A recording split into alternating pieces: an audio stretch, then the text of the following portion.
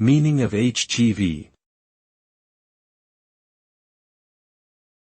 HGV. HGV. HGV.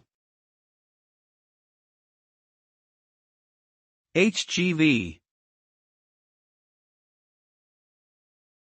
HGV stands for Heavy Goods Vehicle. It is a term commonly used in the United Kingdom to refer to large commercial trucks used for transporting goods.